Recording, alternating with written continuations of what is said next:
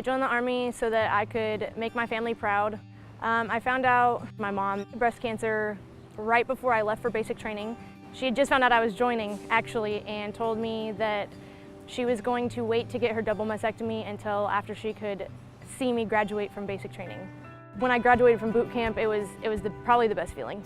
I didn't expect her to actually be able to make it, but she came out from California, her, my brother, my sister, and my niece, so that the whole family could be there to make sure that I had the best day that I could, because my mom didn't know what the future held, and she wanted to make sure that every moment she had, she could make the best of. I had already re-enlisted to come to Hawaii before we found out that she had gone, or had come back, and when it came back with a vengeance. It reached just about every part of her body. But then she passed away right before I actually left Fort Hood, Texas. It was probably one of the hardest things I've ever heard. We had a funeral, we had a celebration of life, actually. My brother, that was being as strong as he possibly could have. Oh my gosh, he was a crazy strong young man. And in her will, she had said that my sister and I were to take co-guardianship of him. So the only reason he's not here yet is because I'm waiting on housing, making sure that I have everything that will accommodate him, because he's already moved from California to Texas and now out to Hawaii. And I mean, being 12, it's never going to be an easy change, but I want to make it as easy for him as possible. Probably the one big thing that's helped a lot being in the Army, because even though I don't have my family here, I have my other family, because the Army, you tend to create like a camaraderie that becomes a family, and I don't think you can get that anywhere else, to be honest. Ever since I was younger, the beach has always been my home. I used to walk down the pier, clear my head. You know, we always get in our heads thinking that everything that we're going through is the biggest problem in the world. It's almost like it gives you a little bit of a peace, so that you know that it's gonna be okay, and that even if it's hard right now, it's one day you'll have better than what you have now.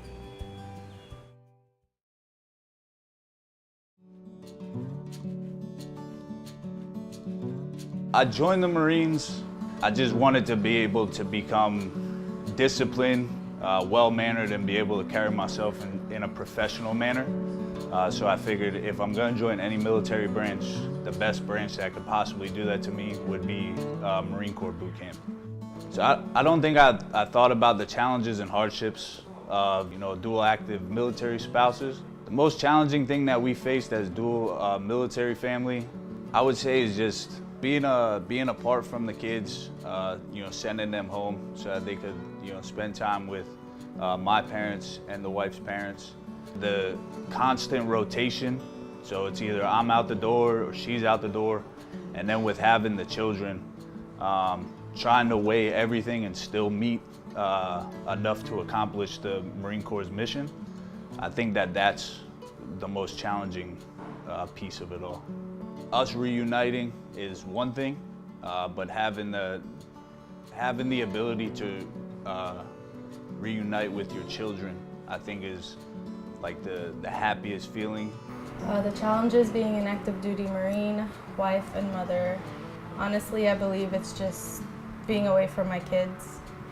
That's the hardest part. It tears me apart. For me to be able to balance being a good Marine, a good husband, and then being a good father, I honestly don't know how I do it, because your kids are here, your kids are gone, your wife's here, your wife's gone. I still got to do my job to the best of my ability, and I think I just wake up every day. I think I just look myself in the mirror and tell myself like I can't fail. The advice that I would give for dual active military spouses is you're gonna face hard times, you're gonna face hardships. I would say just stay dedicated, keep your faith, remain always in good spirits. You just gotta be ready to roll with the punches and stick it out.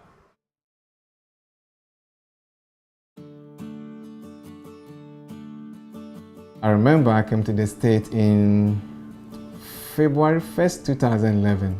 Then I think I fell in love with the Navy, and I decided to be a cook because I know it's something that I'm good at doing.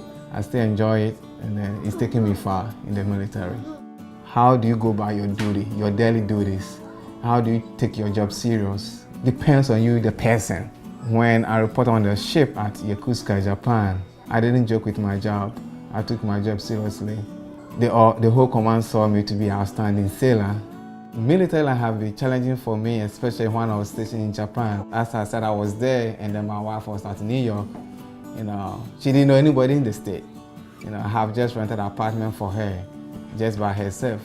And another difficult aspect of it was when she became pregnant. Because when she came back to the state, I think 4 months later, I was able to get a chance to come and visit her. So that means she was in the state 4 months and I was in Japan. And then she got pregnant. And in the USA is different from in Africa. New York is too big, you can get swallowed. If you find yourself in the situation, there's nothing you can do but just to help yourself out. It was tough for her during the pregnancy because she was throwing up, didn't know what to do, where to go. So eventually she gave birth, and I couldn't even get a chance to come and see my firstborn because my ship was on deployment and I couldn't take a leave. Yeah, so I was so happy. At least I have a boy as my firstborn. And then he's very, very active because there was no issue in the delivery. He's still active till now, so I'm so proud of him. And then proud of my wife for doing a good job. I know the essence of helping somebody to get to the top. I know the benefit of doing community service. Why? Because people are always in need. Personally, when I was growing up, I had people helping me in life. I'm the kind of guy that when I see that somebody is in need, I just step up to help. Why would I sit down and then be watching TV all day long or playing video games, and then instead of going out to help people? It's not about just myself, it's about the community and the people around you.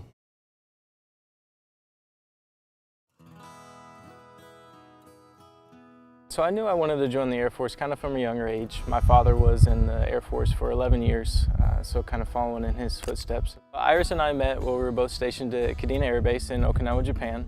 So when we got married, we didn't have any relatives around. It was just us and two of our good friends that went with us, and we went to the Okinawa prefecture. It's basically where you go and get your lights and water turned on. So totally not a typical wedding. There was no vows, there was nothing to it. It was just, here's your money and here's your certificate. Congratulations. At first, deploying was pretty difficult. We spent 8 months right after we were engaged apart, with a 4-month deployment for me and a 6-month deployment for her that kind of overlapped. Really, the being apart was hard to get used to at first. It does get a little bit easier over time. You kind of get used to the routine of it. You know what to expect. I think really the fostering thing came after kind of being unsuccessful at having our own child. Once we decided we were ready for a family, and we went through some troubles where we just couldn't get there. We started thinking of other ways that we could, get the kid that we wanted to have, but also, give back a little bit. Iris's family was a foster family. Her mom fostered for years, so we talked to her, and she was able to kind of guide us through, some of the issues that they deal with. So we were offered the opportunity, basically, that Sammy needed a family. His mom couldn't care for him, and he was basically just staying with Iris's aunt. Iris's aunt has a lot of other things, she has to take care of. So she's nice enough, she's doing it. She's a good person, but we thought we could give Sammy a much better life if we were able to adopt him and bring him over here. The plan is still to continue working with the foster program and try to be resource caregivers as long as we can. We'll take a short break just to make sure our family is kind of squared away before we move on.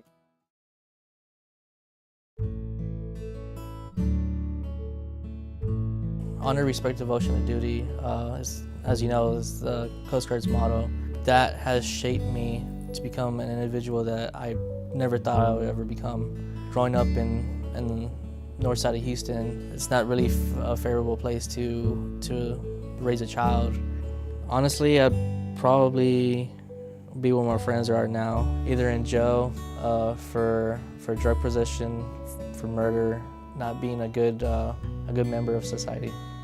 The community support here for the Coast Guard is amazing. We build our relationships and we hang on to them, and it kind of evolves into a relationship where if you need something, especially us being the Coast Guard, they come running to help you.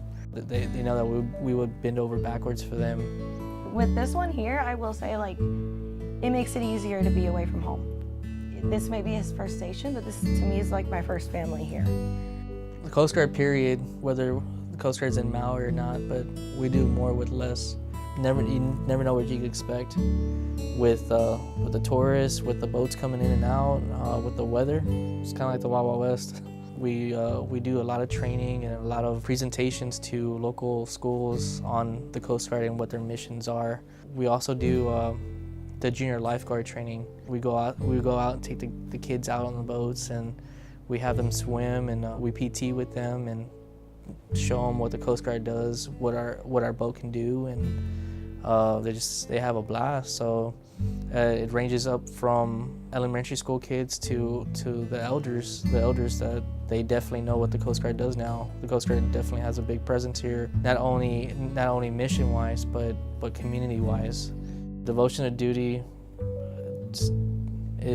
involves everything, to when you get up in the middle of the night to attend to your crying infant, to talking to your wife, and just waking up in the morning, putting those boots on, lacing them up, and coming to work to awesome people, but to make a difference in the community, to save lives. Essentially, that's it. Because the Coast Guard definitely saved mine.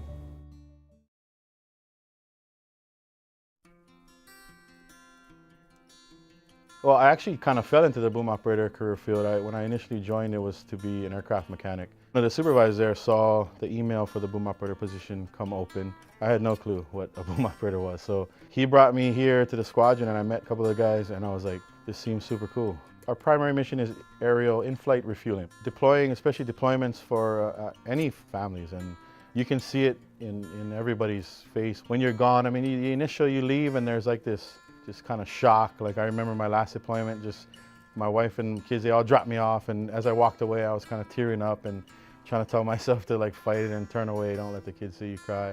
You get there and the mission kind of sets in and you get into a groove, and then it seems like at some point it just gets like, okay, now this is getting too long, and I really need to get home back to my family. I actually didn't realize how hard having kids and then being dual flyers would have been until we had a kid. We first had his daughter Mia, and so she was easy. She was with us half the time and with her mom. It seemed easier until we had our first baby, and when she was born, she was perfect. And then when she was maybe a year old, she started getting seizures.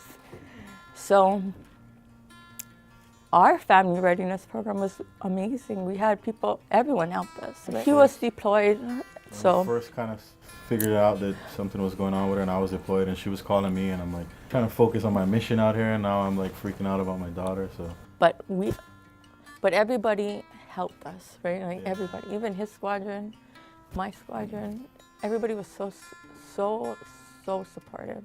Everyone would come to our house, make sure we were okay, and just support us, because we were now a family with a special needs kid, and we didn't know how to deal with it.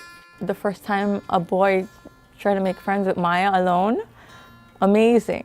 A boy just came up to her and wanted to dance with her, and I wanted to cry, but amazing little boy, and then it made me feel like sharing. Share, don't be afraid to share and accept it, and look and reach out to people. There are people who will help. There are people who have been through, they were where you were like 10 years ago, and ask them for help. My philosophy is just be open and talk with people, because there are so many people that have probably been through the same thing you have that can probably give you some tips.